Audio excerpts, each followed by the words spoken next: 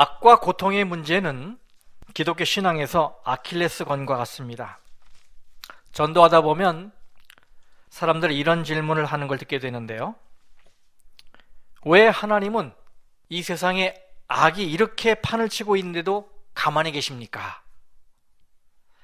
왜 하나님은 선량한 사람들이 사기꾼들에게 억울한 일을 당해 고통당하고 있는데 그런 악당들을 왜 가만히 두시는 것입니까? 이런 질문들을 듣게 돼요. 여러분은 이런 질문을 받을 때 어떻게 반응하셨습니까? 왜 하나님은 악당들이 횡포를 저지르고 있는데도 가만히 계시는 것이지요? 왜 하나님은 악인들에 대해서 이렇게 침묵하고 계시는 것입니까? 하늘의 그룹 천사 중에 으뜸이었던 루스벨은 그리스도 다음으로 하나님의 은총을 받은 자였습니다. 그는 하늘 군대의 존경을 받으면서 최고의 권위와 영광을 누리고 있었습니다. 그런데 그가 차츰차츰 자기를 높이는 마음을 갖더니 최상권에 대한 욕망을 품게 됐습니다. 그 이야기가 이사야서 14장 13절 14절에 나오지요. 우리 그 말씀 같이 한번 읽어보겠습니다. 시작. 네가 내 마음에 이르기를 내가 하늘에 올라 하나님의 뭇별 위에 내 자리를 높이리라. 내가 북극 지폐의 산 위에 앉으리라. 가장 높은 구름에 올라가 지극히 높은 이와 같아지리라 하는도다. 그는 하나님께 돌려져야 하는 찬양과 영광이 자기에게 향하기를 바랬습니다. 그러다가 천사들을 꾀어 하나님께 반역을 저지르고 결국은 하늘에서 추방을 당하게 되었죠. 그러면 그때 하나님은 왜 루스벨과 그를 추종하는 악한 천사들을 즉시 처단하지 않고 그냥 살려두셨을까? 왜? 만일 그랬더라면 아담과 하와가 뱀에게 유혹을 받아서 타락하는 일은 없었을 터인데, 그리고 오늘 우리가 이렇게 죄 가운데서 고생하지 않아도 되었을 텐데 왜 그랬을까? 이런 의문이 마음에 들기도 합니다. 이에 대해서 부자 선지자는 이렇게 설명하고 있어요. 부자 선지자 41쪽입니다. 하나님께서는 불만의 정신이 성숙하여 공공연한 반역의 행동이 나올 때까지 사탄이 그의 반역을 추진하도록 허용하셨다. 그 까닭은 사단의 계획들이 충분히 발전되어 뭐돼요? 발전되어 그것들의 참 본질과 의도를 모두가 볼 수 있게 할 필요가 있었기 때문입니다. 사탄의 계획들이 충분히 발전되어 그것들의 참 본질과 의도를 모두가 볼 수 있게 할 필요가 있었기 때문이었다고 말합니다. 그 다음에 42쪽에 보니까 비록 그가 하늘에서 추방되었을 때라도 무한하신 지혜자는 사탄을 멸하지 않으셨다. 우리가 궁금해하는 부분 아닙니까, 이것이? 하나님께 간합될 수 있는 것은 오직 사랑의 봉사뿐이므로. 무슨 봉사요? 사랑의 봉사뿐이므로 당신의 피조물들의 충성은 하나님의 공의와 자비에 대한 확신에서 우러나와야 했다. 하늘과 여러 세계의 거민들은 그 당시에 죄의 참 성질과 결과를 이해할 준비가 되어 있지 않았으므로 사탄의 멸망에서 하나님의 공의를 볼 수 없었을 것이다. 즉각 처단했으면 왜 처단했는지에 대해서 충분히 알지 못하는 천사들이 하나님의 공의를 의심할 수 있었다 이거예요. 만일 그를 즉각적으로 멸망시켰더라면 사랑에서가 아닌 뭐에서? 두려움에서 하나님을 섬겼을 자들이 있었을 것이다. 이렇게 말씀하고 있어요. 루스벨의 반역의 논리가 정당하지 못하는 것을 들춰내는 데에는 시간이 필요했다는 말이에요. 누구를 위해서 시간이 필요한 겁니까? 누구를 위해서? 하나님 편에 서 있는 자들을 위해서. 하늘 천사 3분의 2, 그 다음에 세계 거민들, 우주 거민들, 하나님 편에 서 있는 자들을 위해서 시간이 필요했다는 얘기예요. 왜냐하면 이유가 나와 있죠. 하나님은 피조물들이 마음에서 우러나서 하나님을 예배하고 하나님께 순종하고 하나님을 사랑하며 따르길 원하시는데, 만일 루스벨을 그때 즉시 처형했더라면 그 동기와 실상을 속속들이 모르고 있는 이 다른 천사들과 하늘 거민들은 분명 위협을 느꼈을 거예요. 그래서 하나님의 품성에 대해서 의문을 가질 수밖에 없었을 것입니다. 그렇게 되면 하나님을 순수한 사랑의 마음으로 하나님을 대하기가 어려워지게 되는 거예요. 그래서 사랑에서가 아닌 뭐에서? 두려움에서 하나님을 섬길 자들이 있을 것을 내다보시고 놔두신 거예요. 이것이 오늘 우리가 다루려는 비유의 핵심입니다. 오늘 비유는 마태복음 13장 24절에서 30절, 아까 말씀드린 대로 36절에서 43절에 나오는 밭의 가라지의 비유입니다. 실물 교훈을 여러분께서 있으시면 읽어보세요. 거기 제4장에 가라지라는 제목으로 이 말씀이 소개되어 있습니다. 영어로 tares, 가라지라는 제목으로 소개되어 있어요. 먼저 성경 말씀을 좀 같이 볼까요? 다 함께 마태복음 13장 다 함께 펴보십시다. 마태복음 13장 24절부터 30절까지 말씀을 함께 보겠습니다. 예수께서 그들 앞에 또 비유를 들어 이르시되, 천국은 좋은 씨를 제 밭에 뿌린 사람과 같으니, 사람들이 뭐 할 때? 잘 때 그 원수가 와서 곡식 가운데 가라지를 덧뿌리고 갔더니 싹이 나고 결실할 때에 가라지도 보이거늘 집주인의 종들이 와서 말하되, 주여, 밭에 좋은 씨를 뿌리지 아니하였나이까? 그런데 가라지가 어디서 생겼나이까? 주인이 이르되, 원수가 이렇게 하였구나. 종들이 말하되, 그러면 우리가 가서 이것을 뽑기를 원하시나이까? 주인이 이르되, 가만두라. 가라지를 뽑다가 곡식까지 뽑을까 염려하노라. 둘 다 추수 때까지 함께 자라게 두라. 추수 때에 내가 추수꾼들에게 말하기를, 가라지는 먼저 거두어 불사르게 단으로 묶고 곡식은 모아 내 곳간에 넣으라 하리라. 여러분, 누가 알곡이고 누가 가라지입니까? 우리가 사는 세상은 참 복잡합니다.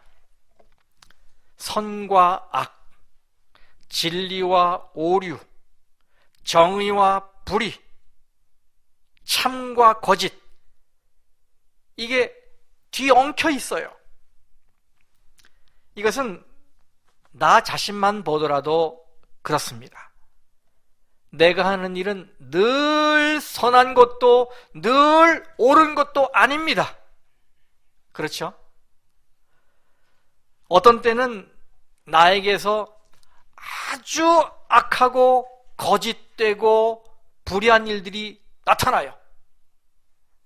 어떨 때는 텔레비전에 사고를 저지르고 포승줄에 묶여서 가는 저 사람보다 훨씬 나쁜 마음이 내 속에서 막 튀어나와요.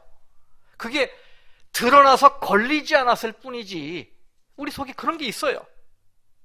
이건 각자의 나뿐만 아니라 사람이라면 누구나 가지고 있는 이중성이에요. 이 반은 아주 선한데 반은 어떻게 해요?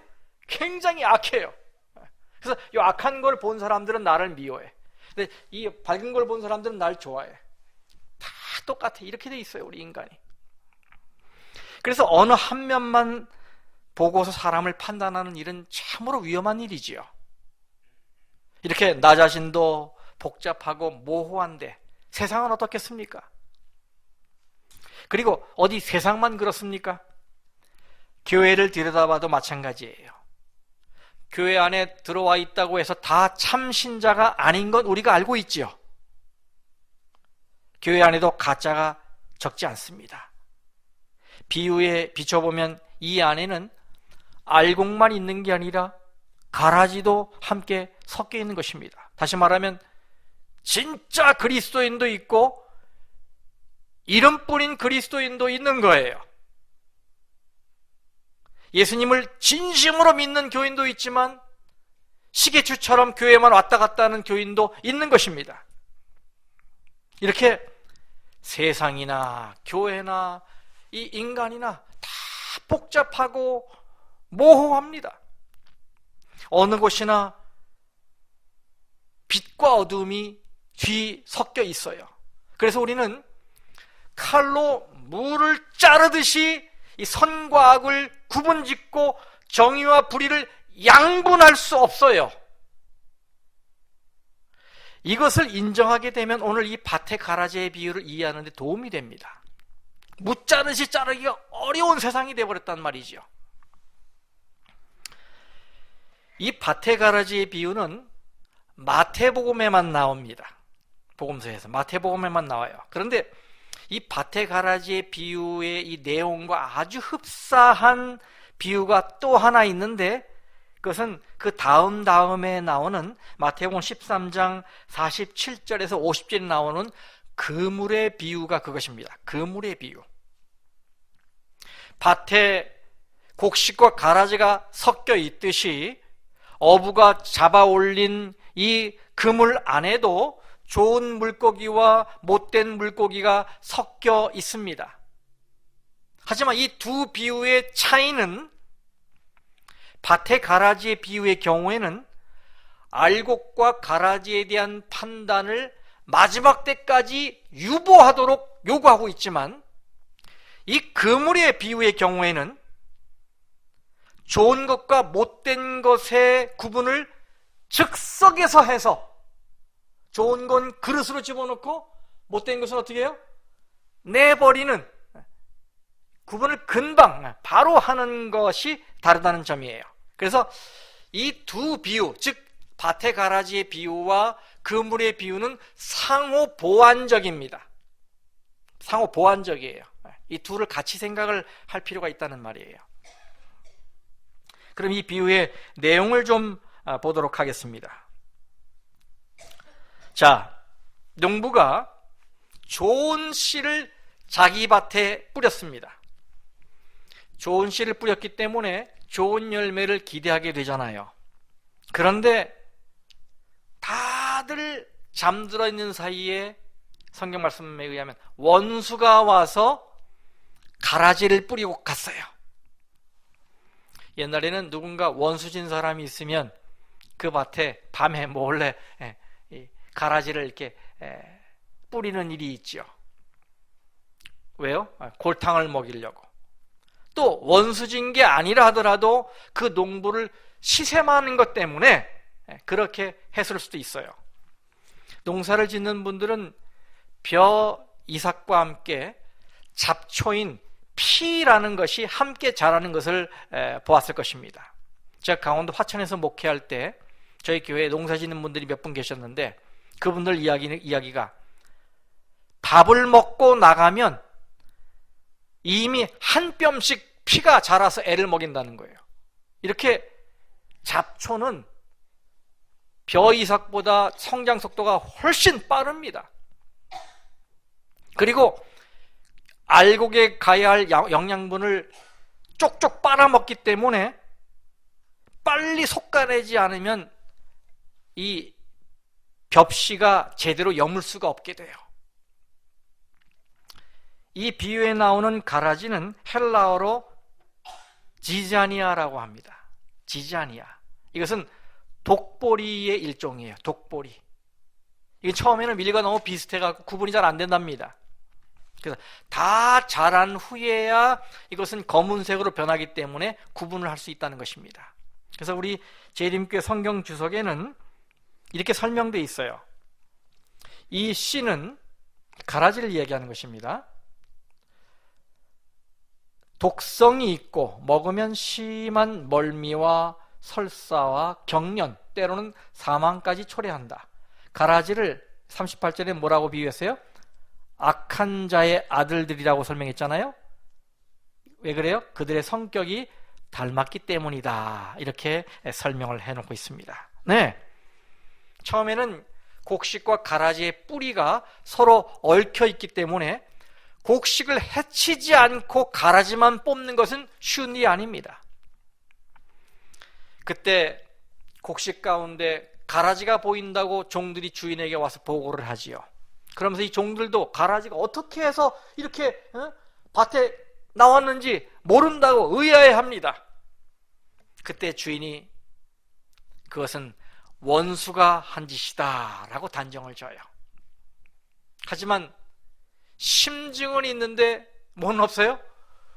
물증은 없으니까 원수를 색출해내는 것은 어려운 일입니다. 하지만 그렇다고 해서 가만히 앉아있을 수만은 없기 때문에 이 종들이 가라지를 모조리 뽑아버리자고 제안을 합니다. 그때 주인이 대답하는데 이 대답이 걸작이에요. 가만두라. 추수 때까지 함께 자라게 두라. 이겁니다. 왜 가라지를 그냥 두라고 하는 것입니까? 그 이유를 얘기하고 있어요. 가라지를 뽑다가 곡식까지 뽑을까 염려해서라는 것입니다. 사실 가라지를 곡식과 함께 그냥 두면 곡식에게 가야 할 영양분이 가라지로 가기 때문에 곡식에겐 손해가 되는 게 분명해요. 그러나 그럼에도 불구하고 이 주인은 가라지를 솎아내려고 하다가 곡식까지 다치게 할 수 있기 때문에 가만 놔두는 편이 훨씬 더 낫다라고 말합니다. 훨씬 더 낫다는 거예요. 아픔이 있지만 훨씬 더 낫다. 뽑는 것보다 낫다 이거예요. 이것은 가라지에게 애착이 있기 때문에 그런 게 아니고 곡식을 보호하기 위해서였어요. 하지만 그렇다고 해서 곡식과 가라지를 무한정 같이 자라게 할 수는 없습니다. 이 기간은 한시적입니다. 추수 때까지입니다. 추수 때까지. 그래서 추수 때가 되면 추수꾼은 이 가라지들을 다 모아서 묶어서 불태워버리고 알곡은 주인의 곳간에 거두어 드리는 것입니다. 이렇게 가라지와 알곡의 위험한 동거는 추수 때까지 이어지는 것입니다. 이것이 이 비유의 줄거리예요. 그럼 좀 해석을 해볼까요?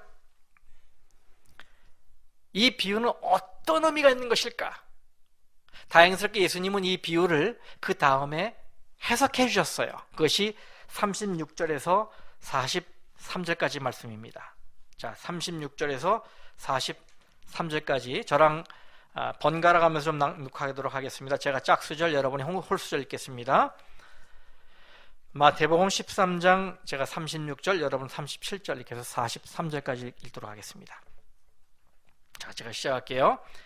이에 예수께서 무리를 떠나사 집에 들어가시니 제자들이 나와 이르되 밭의 가라지의 비유를 우리에게 설명하여 주소서.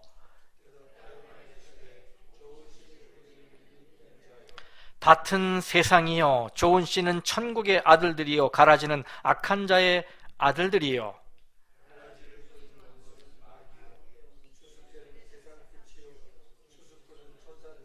그런즉 가라지를 거두어 불에 사라는 것 같이 세상 끝에도 그러하리라.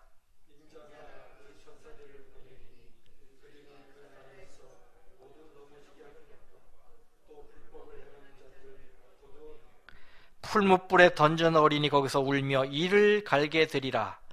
그때 의인들은 자기 아버지 나라에서 해와 같이 빛나리라. 귀 있는 자는 들으라. 마치 암호를 해독하듯이 예수님께서 이 비유를 풀어주셨어요. 좋은 씨를 뿌리는 이는 뭐다? 인자다. 밭은 뭐다? 세상이다. 좋은 씨는 천국의 아들들, 가라지는 악한 자의 아들들, 가라지를 뿌린 원수는 마귀, 추수 때는 세상 끝, 추수 끄는 천사들, 이렇게 해석해 놓으셨어요. 그러면 예수님께서 이 비유를 통해서 우리에게 뭘 말씀하시려는 것일까요? 메시지가 뭘까요? 함께 좀 제가 발견한 교훈을 좀 나눠보도록 하겠습니다. 저는 이 가라지의 비유를 연구하면서 몇 가지를 좀 깨닫게 됐어요. 그것은 첫 번째는 공존을 인정하라. 불안하고 위험한 동거지만 공존을 인정하라는 것입니다. 이 비유의 무대는 밭입니다. 예수님은 이 밭을 세상이라고 해석해 주셨어요. 그런데 원수에 의해서 세상에 뿌려진 가라지, 즉 다시 말하면 마귀가 세상에 뿌린 악, 그건 사실 우리가 컨트롤할 수 있는 게 아니에요. 그렇지 않습니까? 우리가 컨트롤할 수가 없어요. 그 악은 우리의 능력 밖에 있어요. 그래서 우리는 이 사회가, 이 세상이 구조적으로 악하다는 걸 알면서도 어찌할 수가 없어요. 때로는 뜻 있는 사람들이 촛불 시도하면서 이 사회의 비리와 불의에 저항도 해보지만 우리는 알고 있지요. 이 불의, 이 비리, 이 악은 세상 끝날까지 간다는 사실을. 그렇죠? 그래서 우리는 밭에 알곡과 가라지가 함께 뿌려져 자라는 것처럼 이 세상에 선과 악이 공존한다는 것을 인정해야 합니다. 인정해야 해요. 분명히 뿌리가 다르고 본질이 다른데도 함께 가고 있는 거예요. 이것이 기독교의 중요한 역사관입니다. 우리 재림교회도 이 세상 역사를 선과 악의 대쟁투라는 관점에서 이해를 해요. 이 역사는 선과 악의 대쟁투다. 그래서 사도 바울이 에베소서 6장 12절에 이렇게 말씀하고 있죠. 여러분 그 말씀 다 같이 읽어보겠습니다. 에베소서 6장 12절 시작. 우리의 씨름은 혈과 육을 상대하는 것이 아니요 통치자들과 권세들과 이 어두움의 세상 주관자들과 하늘에 있는 악의 영들을 상대함이라. 그렇습니다. 그래서 우리가 늘 사람들을 만나고 어떤 일을 맞이하잖아요. 그런데 사실은 우리가 만나는 사람, 우리가 하는 모든 일의 배후에는 하나님도 계시지만 악한 영들도 도사리고 있다는 걸 알아야 돼요. 그래서 문제는 그 사람이나 그 일에, 그 사건에 있는 게 아니고 그 사람을 그리고 그 일을 이용하는 마귀가 있다는 것을 영의 눈을 뜨고 볼 수 있어야 돼요. 그래서 막 미운 짓을 하는 사람은 그 사람 너머에 어떤 악한 영이 그를 이용하고 있다고 보고 그걸 미워해야지 그 사람을 미워하면 안 돼요. 그런 내용입니다. 이 세상 역사는 선과 악의 The Great Controversy, 대쟁투다. 큰 싸움이 선과 악 사이에 벌어지고 있는 게 이 세상 역사라는 거예요. 이 모든 건 다 우리가 마음대로 뽑고 놔두고 할 수 있는 게 아닙니다. 우리 힘 너머에 있는 것들이에요. 그래서 우리는 하나님을 의지할 수밖에 없는 것이죠. 자, 그렇다면 우리가 뽑을 수도 있고 그냥 놔둘 수도 있는 우리 선택 범위 안에 있는 가라지는 무엇입니까? 이 비유의 무대, 그 무대, 이 밭을 세상이라고 해석하셨는데 이 비유의 무대를 세상에서 교회로 좁히면 우리가 손에 잡을 수 있는 가라지들이 보이기 시작해요. 여기 실물교훈 70쪽에 여러분 보시는 대로 실물교훈 70쪽에 이렇게 말씀하셨어요. 밭은 세상이라고 그리스도께서는 말씀하셨다. 그러나 우리는 이것을 세상에 있는 그리스도의 교회를 의미하는 것이라고 해석해야 한다. 교회입니다. 그 이유가 그 다음에 나오는 거죠. 왜 교회로 해석해야 되는지. 이 비유는 천국에 관한 것과 사람의 구원을 위한 하나님의 사업을 묘사하고 있는데, 그렇죠? 이 비유는 천국을 가르쳐주고 있고 어떻게 인간이 구원받고 멸망받는지 그 이야기가 담겨 있잖아요. 그런데 이 일은 뭘 통해 성취될 사업이에요? 교회를 통해서 성취될 사업이에요. 교회예요, 교회. 답이 다 교회죠, 그죠? 네. 교회를 통해 성취될 사업이에요. 그렇기 때문에 이 밭을 교회로 해석해도 무방하다는 얘기예요. 왜? 세상에서 이 일을 감당할 때는 교회밖에 없으니까. 그렇습니다. 이 땅에서의 이 교회는 언제나 알곡과 같은 천국의 아들들과 쭉정이와 같은 악한 자들의 아들들이 뒤섞여서 공존하는 매우 복잡한 공동체입니다. 저와 여러분이 속해 있는 이 로즈미드 교회 생각해 보십시오. 이 교회는 복잡합니다. 그래서 섞여 있기 때문에 교회 안에는 분명 두 무리가 공존하고 있어요. 알곡과 가라지가 있듯이 거듭난 자가 있고 거듭나지 못한 자가 있어요. 열심히 있는 자가 있고 태만한 자가 있습니다. 참여하는 자가 있고 방관하는 자가 있어요. 헌신하는 자가 있고 무심한 자들이 있어요. 영적인 자가 있고 육적인 자가 있습니다. 이건 부정할 수 없는 엄연한 현실이에요. 두 무리가 공존하고 있어요. 그래서 실물교훈 71쪽에 여러분 보시는 대로 사탄은 교회 안에 그리스도를 믿는다고 공언하면서 그의 품성을 부정하는 사람들을 들여보내서 누가? 사단은 교회 안에 그리스도를 믿는다고 공언하면서 그의 품성을 부정하는 사람들을 들여보내서 그들로 하나님께 뭐를 돌리고? 욕을 돌리고 구원의 사업을 그릇 나타내며 영혼들을 위태롭게 만든다. 분명 가라지는 곡식의 성장을 방해합니다. 아마 예수님 당시에 이 말씀을 듣는 제자들 중에는 예수님이 이 말씀하실 때 분명 날더러 들으시라고 하시는 소리겠구나 라고 찔리는 제자들이 있었을 것 같아요. 가라지 이야기를 했을 때. 그만큼 이 밭의 가라지의 비유는 우리 자신들을 돌아보게 하고 양심을 찌르는 교훈이 있어요. 이 비유를 나 자신에게 적용해 볼 때 나는 과연 알곡인가 가라지인가를 깊이 고민하게 됩니다.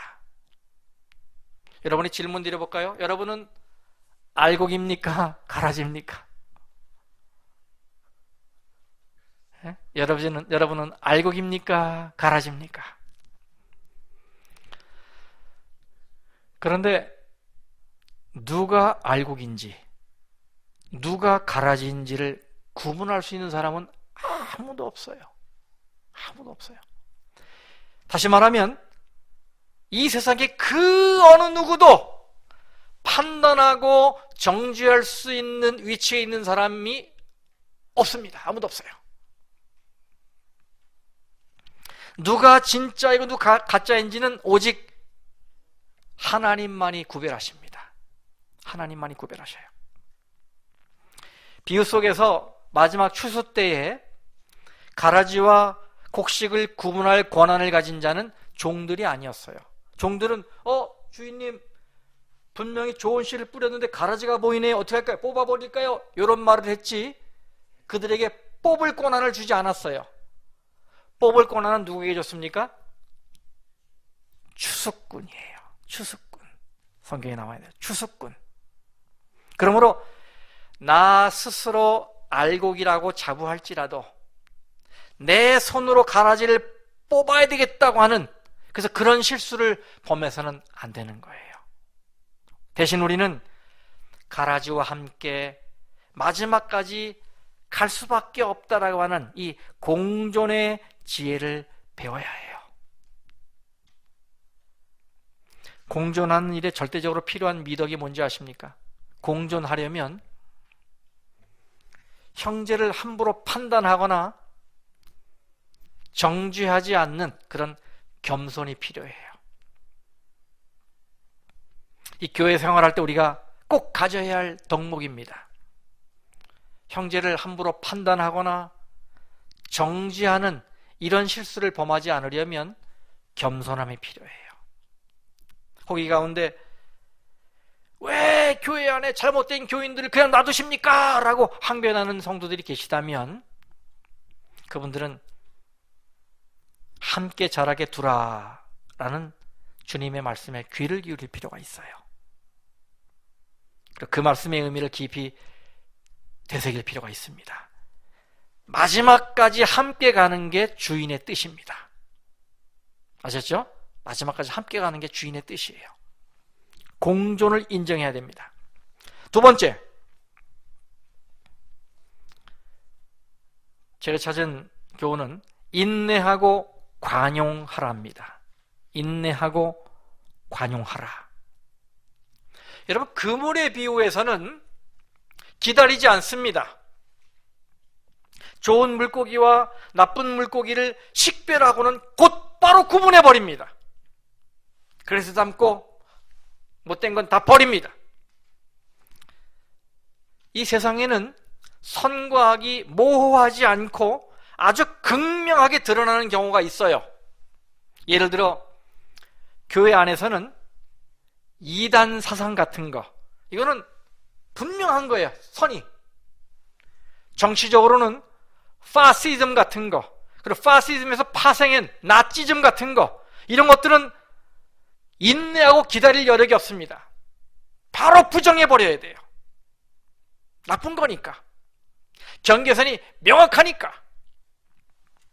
그런데 이 밭의 가라지의 비유는 양상이 좀 다릅니다. 여기서는 기다리라는 거예요. 기다리라. 예수님 시대에 판단을 쉽게 내리고 그리고 경솔히 행동했던 두 부류가 있어요. 정치적으로는 질랏이라고 하는 열심당원들이에요. 종교적으로는 바리새인들이에요. 열심당원들은 하루가 급하게 이 이스라엘을 로마의 식민 체제에서 구해야 된다라고 하면서 부지런히 애를 썼어요. 그들에게 선과 악의 경계선은 명확했습니다. 자기들에게 선은 누구냐? 독립운동을 하는 자기들입니다. 악은 누구냐? 우리를 억압하는 로마와 그들에게 빌붙어 사는 유대 지도자들입니다. 처음에 의도는 좋았는데 너무 지나쳤고 과격했어요. 그래서 그들은 대낮에 길거리에서 막 살인을 저질렀어요. 사칼이라고 하는 칼 갖고 다니면서 막 찔러 죽였어요. 이렇게 자격을 보내서 암살하고 막 그랬어요. 그게 좀 심했어요. 바리새인들 역시 의인과 악인을 단번에 구분지었습니다. 그들은 세리와 창기들을 죄인 리스트에 올려놨어요. 그래서 그들하고는 절대 교제하지 않습니다. 그런데 예수님이 그들과 어울리시는 걸 보니까 어때요? 마음이 편할 리가 없는 거예요.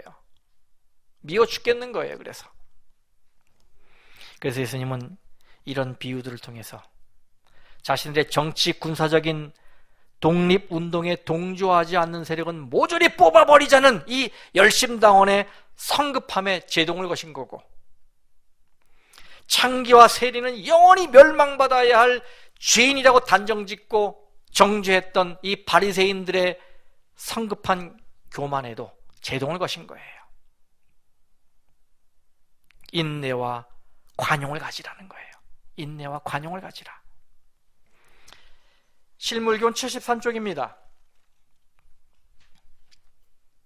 초대교회는 어떠했는가? 아나니아와 삽비라와 같은 이들도 그리스도의 제자였으며 마술사 시몬도 침례를 받았다. 바울을 버린 데마도 한 신자로 여겨졌다.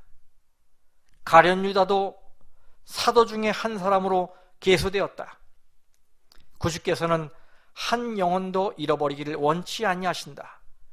예수께서 유다를 취급하신 경험이 우리로 하여금 그분이 패역한 인간에 대하여 얼마나 오래 참으시는지를 알게 하기 위하여 기록됐다. 그는 우리에게 당신이 참으신 것처럼 뭐하라고 부탁하시는 거예요? 참으라고 부탁하신다.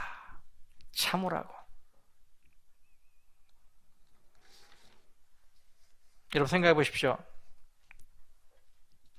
이게 굉장히 중요한 포인트인데요. 내가 알곡이라면 추수 때까지 가라지와 함께 살으라고 하는 이 주인의 태도가 불만스럽지요. 근데 만일 내가 가라지라면 이 주인의 이 선언이 얼마나 고마운 겁니까? 그렇죠? 분명한 건 나도 뭐일 수 있어요? 가라지일 수 있어요. 쭉정이일 수 있어요. 나는 철석같이 알곡이라고 믿고 있지만 예수님께서 보실 때에는 가라지일 수 있는 거예요. 그렇죠? 그래서 고린도전서 4장 5절에 뭐라고 말합니까? 고린도전서 4장 5절에 그러므로 때가 이르기 전 곧 주께서 오시기까지 아무것도 뭐하지 말라? 판단하지 말라라고 말씀하셨어요. 판단하지 말라. 그가 어둠에 감추인 것들을 드러내고 마음의 뜻을 나타내시리니 그때 각 사람에게 하나님으로부터 칭찬이 있으리라. 주님 오실 때까지 판단하지 말라라고 권면하시는 것입니다. 그래서 중세 암흑 시대에 정통주의라는 이름으로 기성교회가 마르틴 루터를 잡초라고 뽑아버렸어요. 쯔빙글리도, 칼뱅도, 존 낙스도, 웨슬리 형제도 다 쭉정이라고 뽑아버렸습니다. 근데 나중에 알고 보니까 그게 뭐예요? 알곡이잖아요. 알곡이잖아. 그래서 실물교훈 72쪽에 말하고 있어요. 보세요. 이웃 사람들의 생각에 전혀 천국에 들어가지 못할 것 같이 보이던 사람들 중에 많은 사람들이 어떻게 해요? 천국에 들어가게 될 것이다. 사람은 뭐로 판단해요? 외모로 판단하지만 하나님께서는 뭐로? 마음을 보시고 판단하신다. 얼마나 중요한 말씀입니까? 그렇죠? 그러므로 우리는 우리의 판단의 연약함을 인정해야 해요. 그래서 서로 다른 생각 가진 자들을 우리가 참아주고 수용하고 존중하는 넓은 아량을 가져야 하는 것입니다. 추수 때가 되면 추수꾼들이 알아서 곡식과 가라지를 구분해 줄 것입니다. 합당하게 처리해 줄 거예요. 오늘 나에게 필요한 것은 가라지를 뽑는 게 아니라 인내하고 받아주고 관용하는 마음입니다. 오늘 나에게 필요한 그거예요. 자, 여러분 다시 처음 질문으로 돌아가 보세요. 왜 하나님은 당장 벼락이라도 쳐서 악을 멸하셔야 하는데 왜 그대로 놔두시는 것입니까? 왜? 사실 이 대답을 하는 건 쉽지 않아요. 그러나 이렇게 반대로 생각하며 고민해 볼 필요는 있어요. 왜 하나님은 당장 벼락이라도 쳐서 악을 처단하지 않으십니까? 라고 물을 때 반대로, 왜 하나님은 내가 선을 행하는데도 당장 보상해 주지 않으시는 겁니까? 라고 불평한다면 아마 하나님께서 이런 조건을 거실지 모르겠어요. 그래?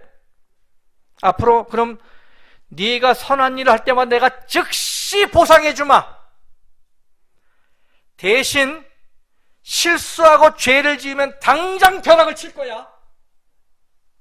여러분 생각이 좀 달라져요. 그렇죠? 하나님이 이렇게 나오시면 우린 큰일 납니다. 그냥 복 받는 걸 조금 연기하는 편이 훨씬 나아요. 그렇죠? 네. 결정은 하나님께 맡기고 우리는 참고 기다리고 받아주는 마음, 이게 오늘 우리에게 필요하단 말이에요. 자, 마지막 세 번째, 최후 승리는 알곡에게 있습니다. 알곡. 뭐 아무리 이야기해도 결국 알곡만 살아남습니다. 마지막 날 가라지는 불에 타고 알곡은 천국 곳간으로 들어가게 될 것입니다. 그러므로 지금 쭉정이라고 생각되는 사람들이 활개를 친다고 너무 화낼 필요는 없어요. 지금 당장은 쭉정이가 더 득세한 것처럼 보이더라도 기죽을 필요는 없습니다. 왜냐하면 지금 당장은 가라지의 기운이 알곡을 압도하는 것처럼 보이지만 최후 승리는 알곡에게 있기 때문에 그래요. 그때 신실하게 인내하며 관용을 가지며 하나님을 섬기던 성도들은 하늘 천사들에 의해서 하늘 곳간으로 인도될 것입니다. 우리는 이 밭의 가라지의 비유에서 예수님께서 초점을 맞추신 것이 가라지가 아니고 알곡이라는 사실을 기억할 필요가 있어요. 제목은 밭의 가라지의 비유인데 이건 우리가 붙인 이름이고, 예수님은 초점이 가라지가 아니고 알곡에 두셨다는 사실을 기억할 필요가 있단 말이에요. 주인이 가라지를 뽑지 말라는 이유는 가라지 때문이 아니라 뭐 때문에? 알곡 때문이에요. 알곡을 보호하기 위해서였어요. 마찬가지로 하나님이 이 세상을 바라보면서, 그리고 이 교회를 바라보면서 관심을 가지시는 것은 경건하게 하나님을 열심히 섬기는 성도들이라는 사실을 기억해야 할 것입니다. 하나님은 악마 같은 인간 10,000명보다 의인 1명이 다치는 걸 원하지 않으셔요. 그것이 추수 때까지 함께 자라게 그냥 두라라고 하신 진짜 이유예요. 저와 여러분을 사랑하시기 때문에, 다시 한번 기회를 주시기 위하여, 혹 지금 가라지였더라도 회개하고 알곡으로 바뀔 수 있는 여지를 남기기 위해서, 구원하기 위해서 그렇게 하시는 거예요. 성도 여러분, 그러므로 지금은 혹시 영양을 빼앗기고 손해를 보는 것 같아서 억울하고 불편하게 느낀다 하더라도 알곡은 절대로 다치게 할 수 없다라는 게 주님의 본 마음인 것을 깨달으시고, 사람을 쉽게 판단하는 실수를 범하지 마시고 결과를 하나님께 다 맡기고 공존을 인정하고 인내와 관용을 키우고 결국 추수 때에 가라지가 아니라 알곡으로 남게 되시기를 간절히 바라겠습니다. 기도하겠습니다.